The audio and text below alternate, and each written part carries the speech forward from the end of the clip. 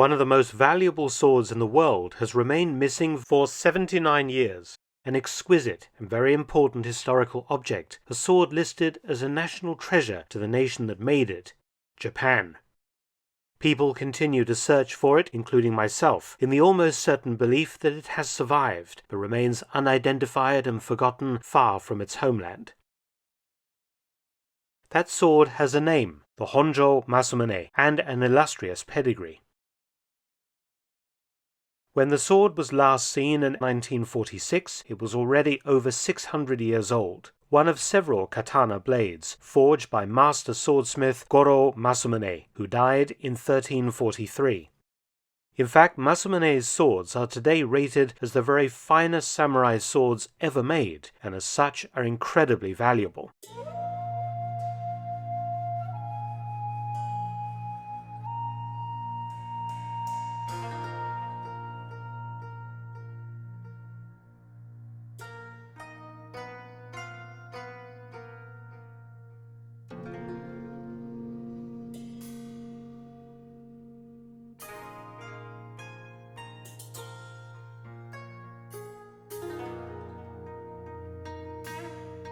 A series of Masamune's swords passed down through Japanese history through the hands of some of Japan's most important leaders.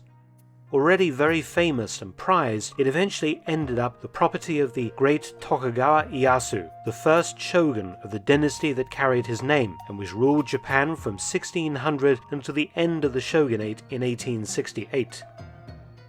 Though the last Tokugawa shogun lost his power in the Meiji Restoration, he was later elevated to the rank of prince, and the family remained rich and important well into the 20th century. They also retained the Honjo Masamune and 13 other very important swords. Other Masamune blades are today displayed at the Tokyo National Museum, some listed in the very highest category of national treasure. Prince Tokugawa Ieyasu, the head of the old shogunal branch of the Tokugawa clan, had been a diplomat before World War II, and during the war had sat as a member of Japan's upper house of parliament, the House of Peers. The surrender and occupation of Japan in 1945 saw the United States enact a law to try and fully disarm the Japanese people, so that no resistance to the Allied occupation could be attempted. Firearms were ordered to be surrendered, as well as swords. The sword was the very symbol of Japan, and during the war had become the image of the stiff-necked, very brutal Japanese officer class that had been unique among the war's combatants in still carrying swords into battle and often using them. Japanese swords became the prized souvenir for Allied soldiers in the Asia-Pacific theater, much as the Luger pistol was the #1 trophy for Allied troops in Europe. Most Allied soldiers had no knowledge of the subject of Japanese swords, an ignorance that was extended into the early stages of the effort to collect up swords in Japan following the surrender. Many Japanese officers came from branches of ancient samurai families, and many carried into battle very old family swords, many by Japan's most famous swordsmiths. At the same time, a vast majority of officers were from the middle class and didn't possess family swords, but they had to carry one nonetheless as a symbol of their rank and status. This also extended to senior NCOs, who likewise carried swords. To meet the huge demand, the Army and the Navy manufactured swords of varying quality for World War II use. And it is these swords, most not made to the same high quality and laborious standards as the old blades, that were picked up from battlefields across Asia or surrendered to Allied troops after the Japanese capitulation. These mass-produced swords, though looking similar to the older katana, are nothing in comparison to the handmade blades by famous masters and may be bought today for a few £100s. Plenty of old valuable swords ended up being taken from the dead after battles or surrendered in 1945, and these family heirlooms sell for thousands or even tens of thousands of pounds today. So it was that the US occupation authorities ordered all swords, regardless of their value or historical importance, to be handed over on pain of punishment, and the Japanese, being a law-abiding race, generally complied, handing over family heirlooms never to be seen again. Running this operation was an organization called the Foreign Liquidations Commission, staffed by US soldiers. The swords would be handed over at police stations, and then a representative of the Foreign Liquidations Commission would collect them and take them away. What then happened is a little murky, but according to a lot of evidence, the best-looking swords were given out as souvenirs to senior US officers, with others being taken by more junior personnel, and those unwanted or left over scrapped. Every US serviceman wanted a Japanese sword to take home and hang on the wall, and tens of thousands of such swords did just that. Many remain in families today, their owners knowing absolutely nothing about the sword's history or its value.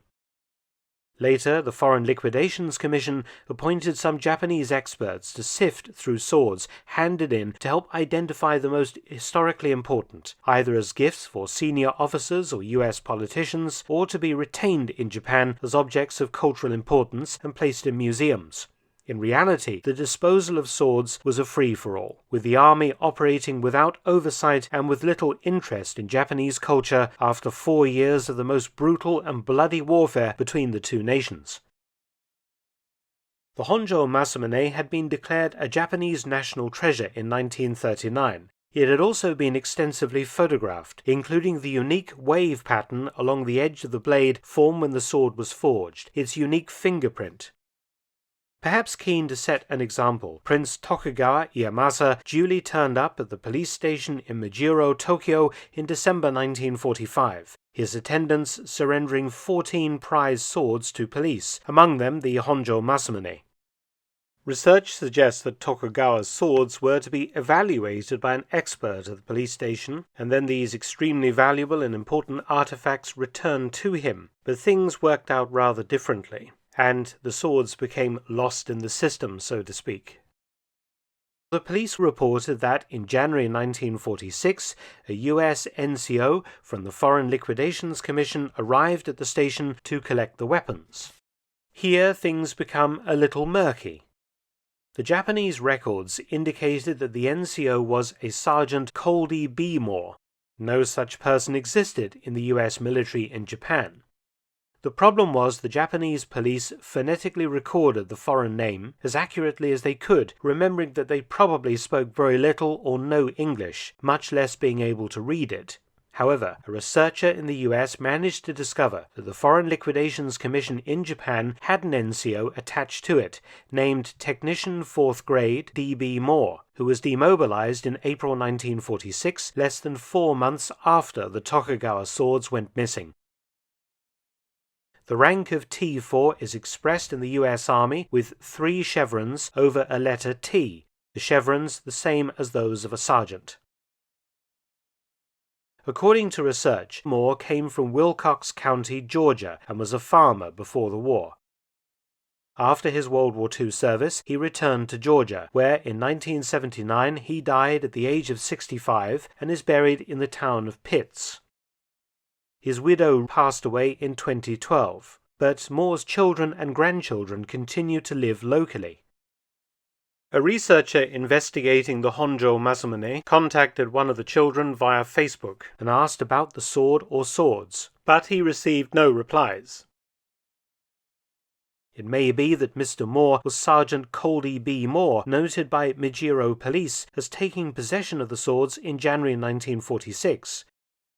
The name D.B. Moore is phonetically incredibly similar to Coldy B. Moore.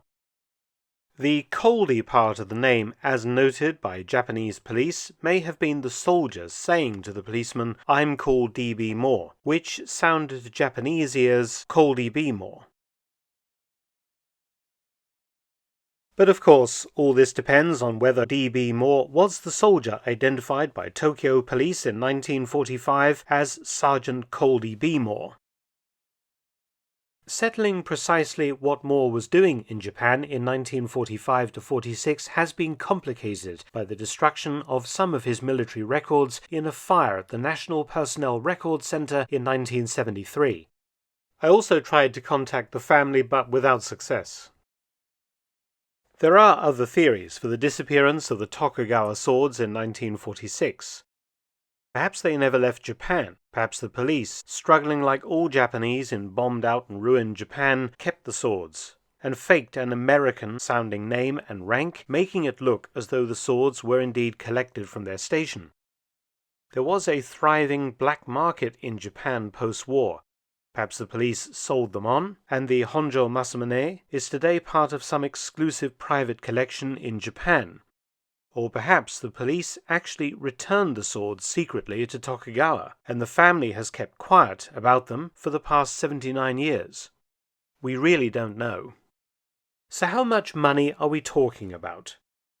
If it can be found and properly identified, the Honjo Masamune would be worth perhaps somewhere in the region of $20 million, perhaps much more. If it still exists, there are two possibilities as to why it hasn't been seen since 1946. One is that it remains unidentified and basically kept as a family souvenir. Or secondly, its value and historical importance is known by whomever has it, and they are concealing it on purpose, perhaps fearing punishment or having it confiscated by the authorities. It is so valuable and historically important that it is rather like having an extremely famous painting that disappeared under murky circumstances at the end of the war in your closet or even hanging on your wall today. Trying to sell it would be absolutely impossible and would generate a lot of uncomfortable questions and a lot of publicity. What we can be certain of is that the Japanese government would be extremely interested in getting this sword back and putting it on display in a museum. Thanks for watching. Please subscribe and share, and also visit my audiobook channel, War Stories with Mark Felton. You can also help to support both of my channels at PayPal and Patreon. Details in the description box below.